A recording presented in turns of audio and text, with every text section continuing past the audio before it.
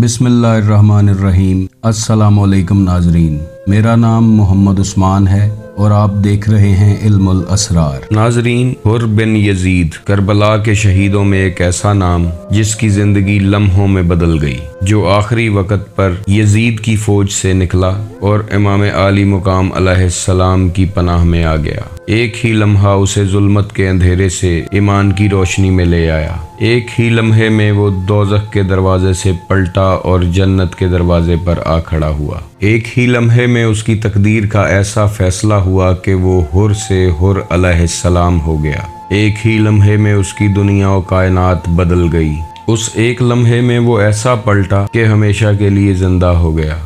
गंजे शहीदा में अपना नाम दर्ज करवाया और लानत के तौक से बच गया। कायनात के पस्त और गलीज तरीन लोगों से निकलकर कायनात की आला और अरफा हस्तियों का साथी बना। हुर के नामाए आमाल में सिर्फ एक काम ऐसा था जो उसे दोज़ख की आग से निकालकर रहमत खुदाबंदी में ले आया। वो एक छोटा सा अमल जो हुर ने किया था, वो आप लोगों के साथ शेयर करना बहुत ज़रूरी है, ताकि अगर कोई उस अमल से वाकिफ़ हो गया तो वो अपने लिए बख्शिश और निजात तलाश कर लेगा। इस वीडियो को आखिर तक ज़रूर देखिएगा। अगर पसंद आए तो लाइक कीजिएगा, शेयर कीजिएगा और चैनल को सब्सक्राइब कीजिएगा ताकि हमारा आपसे राब्ता बना रहे।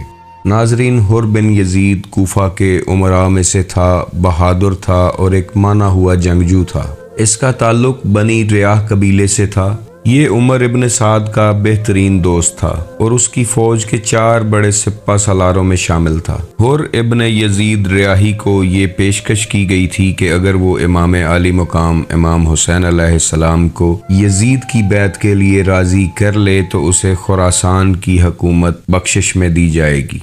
जब कूफा के गवर्नर इब्न ज़ियाद को ये खबर मिली कि इमाम हुसैन अलैहिस्सलाम अपने साथियों के साथ इराक में दाखिल हो चुके हैं, तो उसने हुर बिन यजीद रियाही को 1000 अफराद का लश्कर देकर इमाम आली मुकाम अलैहिस्सलाम का रास्ता रोकने के लिए भेजा और कहा कि इमाम हुसैन अलैहिस्सलाम अगर कूफा आने पर इसरार करते रहें तो तुम इन्हें गिरफ्तार करना और दारुल अमारा ले जाना। हुर जब उबैदुल्लाह इब्न ज़ियाद के महल से निकले तो पीछे से आवाज आई कि हुर तुम्हें मुबारक हो क्योंकि तुम खैर के रास्ते जा रहे हो। हुर ने जब पलट कर देखा तो आवाज देने वाला शख्स इन्हें नजर नहीं आया। हुर ने एक दफा अपने आप से पूछा कि भला ये कैसी खैर हो सकती है जो इमाम आली मुकाम के खिलाफ लड़ने में मिलती है। इमाम हुसैन अलैहिस्सलाम ने करबला पहुंचने से पहले 2 मुहर्रमुल हराम को एक ऐसे मकाम पर पड़ाव डाला जहां पीने का पानी मौजूद था। जब हुर अपने लश्कर के साथ वहां पहुंचा तो उसने देखा कि इमाम हुसैन अलैहिस्सलाम पानी के करीब अपना खैमा नस्ब कर चुके हैं। हुर एक लंबा सफर करते हुए यहाँ तक पहुँचा था और उसका लश्कर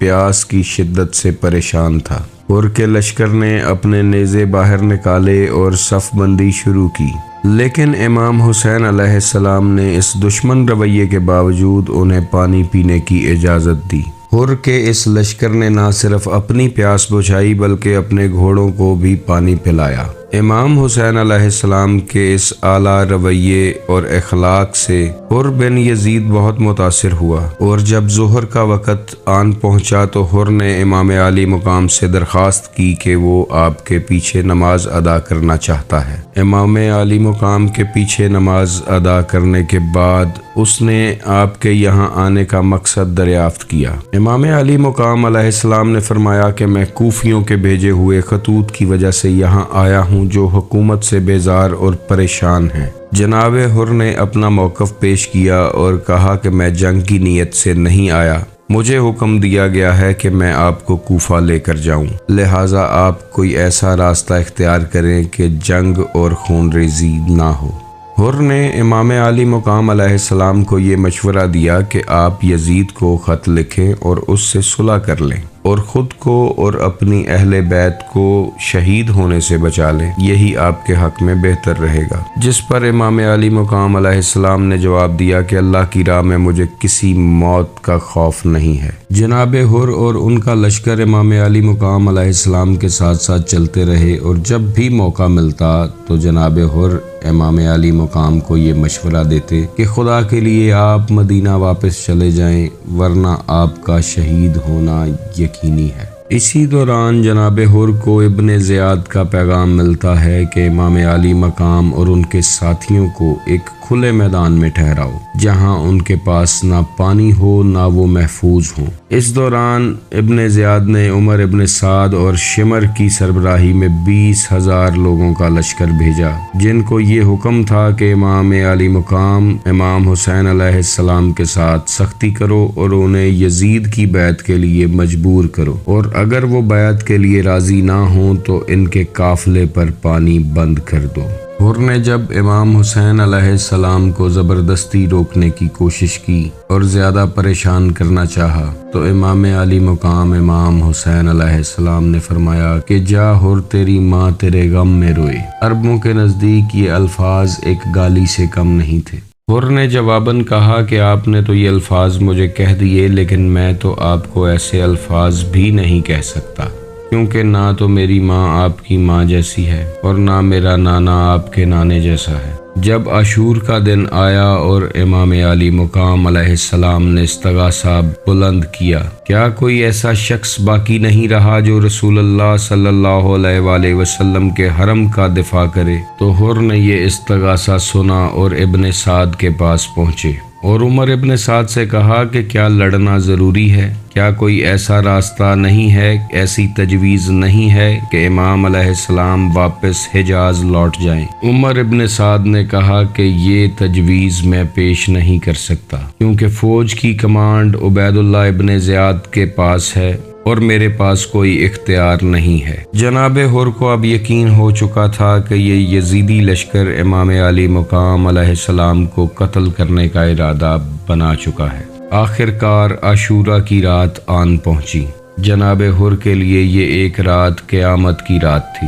وہ انتہائی بے چین اور پریشان تھے اور ایک ہی خیال آپ کو کھائے جا رہا تھا کہ میں نے یہ کیا کیا؟ میں نے حضور کے نواسے اور سیدۃ العالمین کے بیٹے کو کس مقام پر پہنچا دیا؟ حر کا ضمیر جاگ چکا تھا اور بار بار اسے یہ سوچ آ رہی تھی کہ آخر کار اس نے ایسا کیوں کیا۔ وہ امام حسین علیہ السلام کے قافلے کی اس حالت کے لیے خود کو ذمہ دار ٹھہرا رہا تھا۔ وہ بار بار سوچ رہا تھا کہ اہل بیت رسول اللہ صلی اللہ علیہ وآلہ وسلم کے بچے بھوکے اور پیاسے ہوں گے۔ یہ رات فیصلے کی رات تھی۔ جناب حر اس کشمکش میں تھے کہ کیا مجھے ان مٹھی بھر لوگوں کا ساتھ دینا چاہیے کہ جن کے امام جنت کے سردار ہیں، یا اس عظیم لشکر کا ساتھ دینا چاہیے کہ جن کا سردار عیاش بے دین ہے؟ جناب حر نے فیصلہ کر لیا کہ آخر انہیں امام علی مقام علیہ السلام کا ساتھ دینا ہے۔ اس نے اپنے بیٹے کو بلایا اور کہا کہ میری آنکھوں پر پٹی اور ہاتھوں پر رسی باندھو اور قیدیوں کی طرح مجھے امام حسین علیہ السلام کے خیمے کے باہر لے چلو۔ آپ کا بیٹا آپ کو اسی طرح امام حسین علیہ السلام کے خیمے کی جانب لے کر چلا۔ جب آپ وہاں پہنچے تو آپ نے گھٹنے ٹیک کر زمین پر خود کو گرایا اور امام علی مقام علیہ السلام سے معافی مانگی اور زارو قطار رونے لگے اور کہا کہ ایسا بالکل میرے تصور میں نہیں تھا کہ آپ پر اتنے ظلم اور سختیاں کی جائیں گی۔ اللہ کی قسم، اگر مجھے یہ سب کچھ معلوم ہوتا تو ہرگز آپ کا راستہ نہ روکتا۔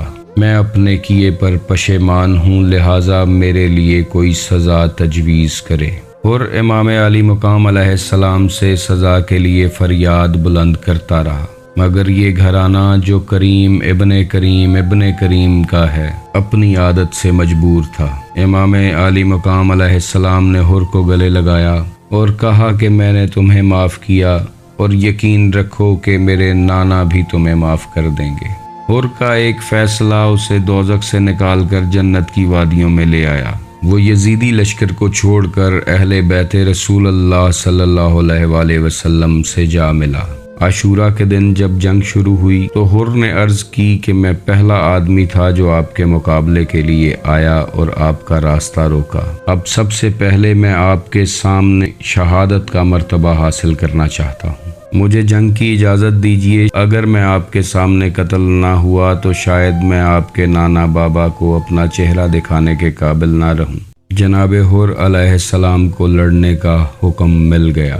انہوں نے یزید کی فوج پر ایک خطبہ دیا اور امام علی مقام علیہ السلام کا مقام فوج یزید کو بتایا۔ اس کے بعد یزیدی فوج نے آپ پر حملہ کیا اور آپ بہت بے باکی، جرأت مندی اور بہادرانہ طریقے سے لڑے اور آخر کار عاشورہ کے دن شہادت کے مرتبے پہ فائز ہوئے۔ جب حضرت حر علیہ السلام کی میت امام علی مقام علیہ السلام کے سامنے پیش کی گئی تو آپ نے ان کے چہرے پر خون کو صاف کرتے ہوئے فرمایا، حر تم اس طرح آزاد ہو جیسے تمہاری ماں نے تمہارا نام حر رکھا تھا، بلکہ تم دنیا اور آخرت میں بھی آزاد ہو۔ جب حر نے امام حسین علیہ السلام کو روکنے کی کوشش کی اور ان کے گھوڑے کی لگام تھام لی اور کہا کہ اے فرزند رسول، میں تو جواب میں آپ کو ایسا جملہ بھی نہیں کہہ سکتا، کیونکہ آپ کی والدہ سیدۃ العالمین ہیں، خاتون جنت ہیں، رسول اللہ صلی اللہ علیہ وآلہ وسلم کی پاک بیٹی ہیں۔ آپ کی والدہ کا جو مقام ہے وہ میری والدہ کا نہیں ہے، نہ ہی میرا نانا آپ کے نانے جیسا ہے۔ سرکار دو عالم صلی اللہ علیہ وآلہ وسلم کی پاک بیٹی کا یہ احترام حر کے دل میں تھا، اور اسی لیے ابن زیاد کے دربار میں حر کو یہ آواز آ رہی تھی کہ اے حر، تجھے مبارک ہو کہ تو جنت کی طرف جا رہا ہے۔ سیدہ کائنات سلام اللہ علیہا کا یہ احترام ہی تھا جو حر کو دوزخ سے نکال کر جنت کی طرف لے گیا۔ ان کے احترام نے حر کی تقدیر ہی پلٹ دی۔ حر ایک لمحے میں حر سے حر علیہ السلام ہو گیا۔ حر کا مقدر چمک اٹھا، حر کا دل بدل گیا۔ حر اللہ کے دشمنوں میں سے نکلا اور اللہ کے دوستوں کی صحبت اختیار کر لی۔ یہ اتنا بڑا کرم تھا کہ جس کے پیچھے صرف ایک بات تھی، اور وہ بات یہ ہے کہ حر کے دل میں احترام سیدۃ العالمین تھا، احترام آل رسول اللہ صلی اللہ علیہ وآلہ وسلم تھا۔ اللہ تعالیٰ آپ کو اور مجھے حضور علیہ الصلاۃ والسلام کے گھر اور ان کی اہل بیت کی عزت و تکریم کرنے کی توفیق عطا فرمائے۔ آپ خوش رہیں، آباد رہیں اور رحمت خداوندی کے سائے میں رہیں۔ اللہ حافظ۔